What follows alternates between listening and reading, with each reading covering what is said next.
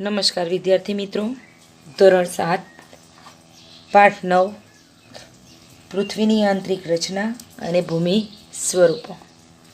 અગાઉના લેક્ચરની અંદર આપણે મુખ્ય ભૂમિ સ્વરૂપો વિશે અભ્યાસ કર્યો. તો કે ધોવાણથી ઘસારણથી નિક્ષેપણ સુધીની ક્રિયા, તેના વિશે આપણે અભ્યાસ કર્યો હતો. તેની અંદર ભૂમિ સ્વરૂપોનો અલગ અલગ ભૂમિ સ્વરૂપોના નિર્માણ માટે જળ, પવન અને હિમ આ 3 પરિબળો જવાબદાર હતા. તેના વિશે આપણે અભ્યાસ કરીએ. આજે આપણે જોઈશું નદીનું કાર્ય. તો કે નદીનું કાર્ય શું છે? તો કે નદીના પાણીથી જમીનનું ઘસારણ થાય છે, એટલે કે ધોવાણ થાય છે. નદી વહે છે, એ વહે છે તેની સાથે જમીન તેનું પણ ધોવાણ કરે છે. બરાબર, એનું વહેણ જાય છે, એટલે કે પાણી જે વહે છે તેની સાથે સાથે જમીનનું પણ ધોવાણ થતું જાય છે. એટલે કે નદીના પાણીથી જમીનનું ઘસારણ થાય છે, એટલે કે ધોવાણ થાય છે. જ્યારે નદી નક્કર ખડક પરથી સીધા ઢોળાવવાળી ખીણ કે નીચાણવાળી ભૂમિમાં પડે તો તેને જળ પ્રપાત કે જળધોધ કહે છે. બરાબર, અહીં શું કીધું? જ્યારે નદી નક્કર ખડક, બરાબર, તો કે આ એક પર્વત જેવું છે, ત્યારે આ એના પર બધા નક્કર ખડકો છે. શું છે? ખડકો છે. એના પરથી સીધા ઢોળાવવાળી, એટલે કે સીધું નીચે પડે છે. ખીણ કે નીચાણવાળી જમીન, આ જમીન ઉપર પડે છે. બરાબર, સીધી જમીન થઈ ગઈ, નીચાણવાળી તેના પર પડે છે. અહીં જે પાણી પડે અને જે થાય છે તેને શું કહેવામાં આવે છે? જળધોધ કહેવામાં આવે છે. જ્યારે નદી એમ કહેવાય કે ઊંચા પર્વત પરથી સીધા ઢોળાવવાળી કે નીચાણવાળી ભૂમિ પર પડે અને અહીંયા જે પાણી પડવાની એટલે જે ક્રિયા થાય છે એને જળધોધ કહેવામાં આવે છે. આ પાણીનો પ્રવાહ વેગ ખૂબ જ વધારે હોય છે, કારણ કે ઉપરથી પડે છે એટલે અહીં શું થશે? કેટલીક વાર ખાડા પણ પડી જાય, એટલે કે અહીંથી એ સીધું વહેવાનું ચાલુ કરે છે. એટલે કે જ્યારે નદી નક્કર ખડક પરથી સીધા ઢોળાવવાળી ખીણ કે નીચાણવાળી ભૂમિમાં પડે તેને જળધોધ કે જળપ્રપાત કહે છે. બરાબર, ખબર પડી કે સીધા ખડકો છે, ખડકો પરથી સીધા ઢોળાવવાળી એટલે કે ઢાળવાળી જમીન પર પડે અથવા તો નીચાણવાળી ભૂમિ, તેને શું કહેવાશે? જળધોધ કહેવામાં આવે છે. જ્યારે નદી મેદાની ક્ષેત્રમાં પ્રવેશ કરે તો તે વળાંકવાળા માર્ગ પર વહેવા લાગે છે. નદીના આ મોટા વળાંકોને સર્પાકાર વહન માર્ગ કહે છે. બરાબર, અહીં આપણે જોયું કે ઊંચા ઢોળાવવાળી જમીન એટલે કે ખડકોવાળે છે નક્કર, ત્યાંથી પડે છે, અહીં જળધોધ રચાય છે. જળધોધ રચાય પછી અહીં નીચાણવાળી ભૂમિમાં પડે છે, અહીંથી એ વહેવા લાગે છે સીધી, અને શું કહેવાશે? મેદાની ક્ષેત્ર. આ મેદાની ક્ષેત્રમાં પડે છે, ત્યાંથી તે શું કરે છે? વળાંકવાળા માર્ગ પર, એટલે કે સર્પાકાર વળાંક, આમ વળાંકવાળા માર્ગો પર વહેવા લાગે છે. નદીના આ મોટા વળાંકોને અહીં તમે જોઈ શકો છો. બરાબર, નદી સીધી વહેતી નથી, આપણે જોઈ છે. નદી કેવા વળાંકવાળા માર્ગો પર વહે છે. નદીના આ મોટા વળાંકોને સર્પાકાર વહન માર્ગ કહે છે. આ રીતે વહે છે, તો કે આ વળાંકવાળા માર્ગ છે, બરાબર, તો તે વળાંકવાળા માર્ગ પર એ વહેવા લાગે.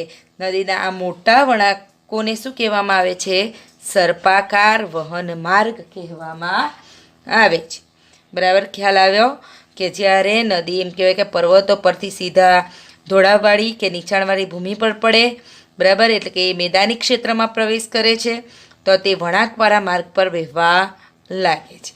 બરાબર, અને વળાંકવાળા માર્ગ પર વહેવા લાગે અને નદીના મોટા વળાંકોને સર્પાકાર વહન માર્ગ કહે છે. તમે અહીં આકૃતિમાં જોઈ શકો તો કે આ ઉપરથી પડે છે પાણી, અહીંયા જળધોધ રચાય, પાણીનો ધોધ પડે, બરાબર, અને આ જળધોધ રચાય પછી અહીં સીધે થઈ જાય પાણીનો પ્રવાહ અને જમીન પર વહે તે ક્ષેત્રને શું કહેવાય? મેદાની ક્ષેત્ર કહેવામાં આવે છે. ત્યારબાદ સર્પાકાર વહન માર્ગના કિનારા પર સતત ઘસારણ અને નિક્ષેપણ શરૂ થઈ જાય છે. બરાબર. નદી મેદાની ક્ષેત્રમાં પ્રવેશ કરે છે એટલે કે વળાંકવાળા માર્ગે એ વહેવાનું શરૂ કરે છે. ત્યારબાદ શું થાય છે કે એ સર્પાકાર વહન માર્ગ છે એના કિનારાઓ જે છે, બરાબર, આ એનો કિનારો, આ કિનારો જે છે તેના પર સતત ધોવાણ એટલે ઘસારણ એટલે કે જમીનનું ધોવાણ થાય છે, ઘસારણ થાય છે અને નિક્ષેપ પણ શરૂ થઈ જાય છે. એટલે કે નદીની અંદરથી જે કાપ, માટી, રેતી, કાંકરા હોય એ બધું કિનારા ઉપર એકઠું થઈ જાય છે, એ નિક્ષેપણની ક્રિયા. બરાબર. તો કે ત્યારબાદ સર્પાકાર વહન માર્ગના કિનારા પર, બરાબર, આ સર્પાકાર વહન માર્ગ છે એના કિનારા થઈ ગયા, ત્યાં ઘસારણ અને નિક્ષેપણ, અહીં જમીનનું ધોવાણ પણ થઈ જાય છે અને નિક્ષેપણ થાય છે. નિક્ષેપણ એટલે કે ભેગું થઈ જાય છે, શરૂ થઈ જાય છે. સર્પાકાર વળાંકો સમય જતાં ખૂબ જ નજીક આવી જતાં લગભગ ઘોડાની નાળ આકાર કે વર્તુળાકાર ધારણ કરે છે. અહીં શું કીધું કે સર્પાકાર આકારે વહે છે. ત્યારબાદ એ વહન માર્ગના કિનારો પર સતત શું થાય છે તો કે ઘસારણ અને નિક્ષેપણ જેવી ક્રિયાઓ થાય છે. પછી સમય જતાં આ સર્પાકાર વળાંકો શું થાય છે કે એકબીજાની નજીક આવવા લાગે. આ આકૃતિમાં તમે જોઈ શકો, બરાબર. આ સર્પાકાર વળાંકો એકબીજાની નજીક આવવા લાગે છે સમય જતાં. અને ઘોડાની નાળ આકાર, અહીં તમે આ જોઈ શકો તો કેવો આકાર છે તો કે ઘોડાની નાળ આકાર કે વર્તુળાકાર ધારણ કરે છે. તો કે સર્પાકાર વળાંક સમય જતાં ખૂબ જ નજીક આવી જાય છે. એ એમ કહેવાય છે કે ઘોડાની નાળ આકાર અથવા વર્તુળાકાર ધારણ કરે છે.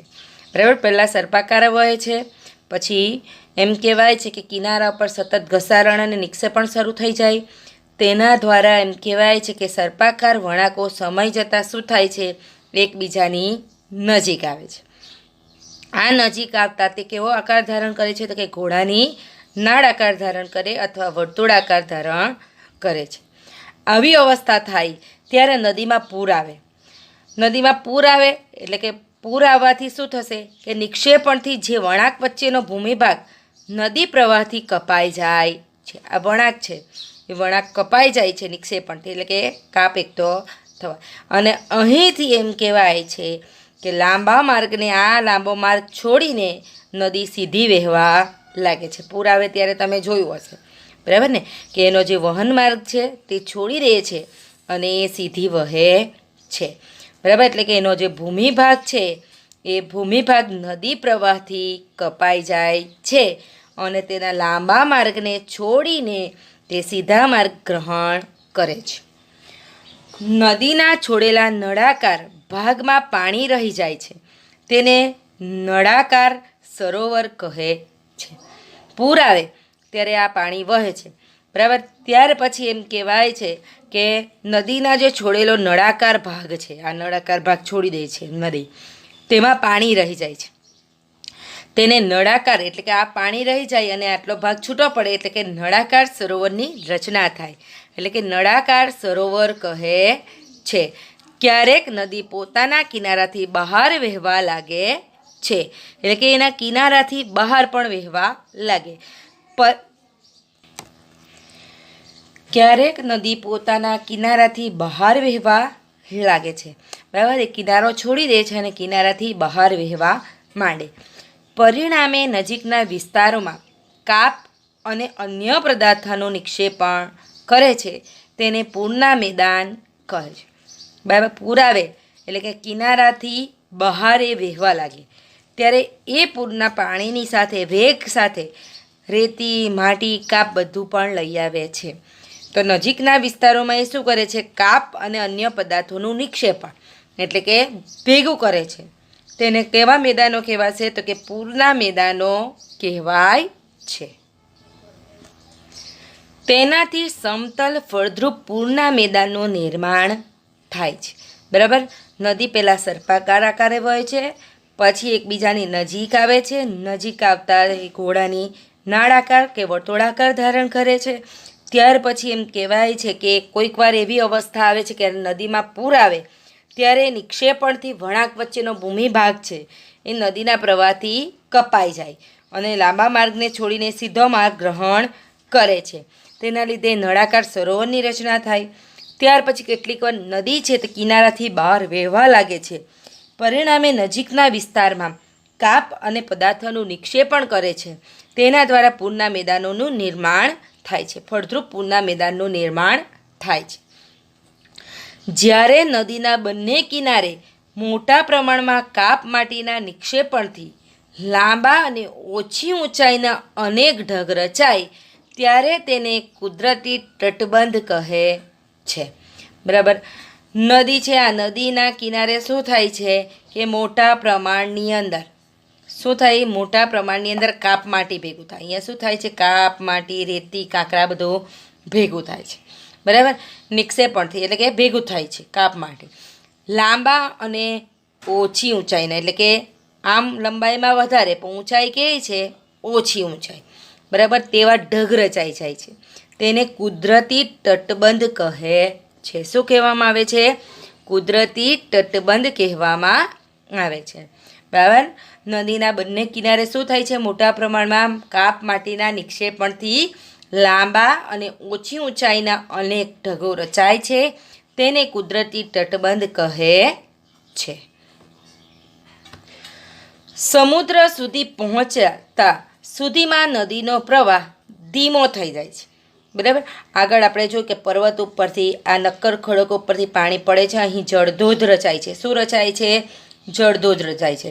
પછી એ સીધા માર્ગે વહે છે, એટલે કે મેદાની પ્રદેશમાં પ્રવેશે છે. ત્યારે અહીંથી પડે છે ત્યારે એનો વેગ કેવો હોય?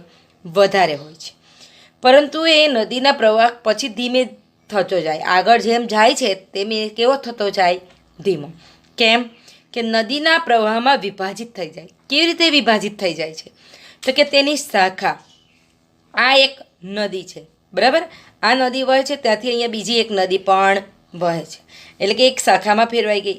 એ નદી ફરીથી પાછી એની બીજી શાખામાં, પ્રશાખાઓમાં વહેંચાઈ જાય છે. એટલે કે શાખા પ્રશાખા કહેવામાં આવે છે. બરાબર. અહીંથી એ વેચાઈ જાય છે આટલેથી, એટલે એનો પ્રવાહ કેવો થઈ જશે? આ બાજુ જશે ને આ બાજુ જશે, એટલે એનો પ્રવાહ કેવો થઈ જશે? નદીનો પ્રવાહ ધીમો થઈ જાય છે. કેવો થઈ જાય છે? ધીમો થઈ જાય છે.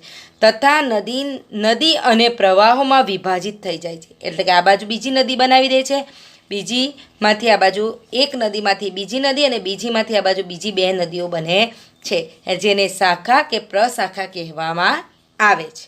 બરાબર. ખબર પડી કે આપણી આ નદી વહે છે, આ બાજુ વહે છે અને અહીંયાથી બીજો એક ફાટો પડે તે આ બાજુ જાય છે અને એમાંથી પાછા બીજા બે નીકળે, એટલે કે એની પ્રશાખા બને છે. અહીં નદીની ગતિ ધીમી થઈ જાય છે. બરાબર. અહીંથી આ બાજુ વહે છે ને આ બાજુ વહે છે, એટલે કે નદીની ગતિ કેવી થઈ જશે? ધીમી થઈ જાય છે. કે તે પોતાની સાથે લાવેલ કાપ, રેતી, માટી અને અન્ય પદાર્થોનું નિક્ષેપણ કરવા લાગે છે. બરાબર. આ જગ્યા પર શું થશે કે એની ગતિ ધીમી થઈ જાય, એટલે કે એની સાથે જે કાપ, માટી, રેતી જે લાવેલા હોય અન્ય પદાર્થો તેનું નિક્ષેપણ, એટલે કે ભેગું કરવા લાગે છે. દરેક શાખા પ્રશાખા પોતાના મુખનું નિર્માણ કરે છે. બરાબર. અહીંથી એ નીકળે છે, એટલે કે અહીંથી શરૂઆત થાય છે આ નદીની, એટલે એનું શું બનશે? આ એનું મુખ બનશે. એટલે કે શાખાનું મુખ અહીંયા થશે, અહીંયાથી પ્રશાખાઓનું મુખ થશે. એટલે કે દરેક શાખા પ્રશાખા પોતાના મુખનું નિર્માણ કરે છે. બધા મુખોના નિક્ષેપણના જથ્થાથી, એટલે નિક્ષેપણ થાય છે, ભેગું થાય છે એના મુખ આગળ, આ નિક્ષેપણના જથ્થાને મૃગ ત્રિકોણનું નિર્માણ થાય છે. અહીં શું થશે કે મૃગ ત્રિકોણ પ્રદેશનું નિર્માણ થાય છે, એટલે કે ડેલ્ટાનું નિર્માણ થાય છે.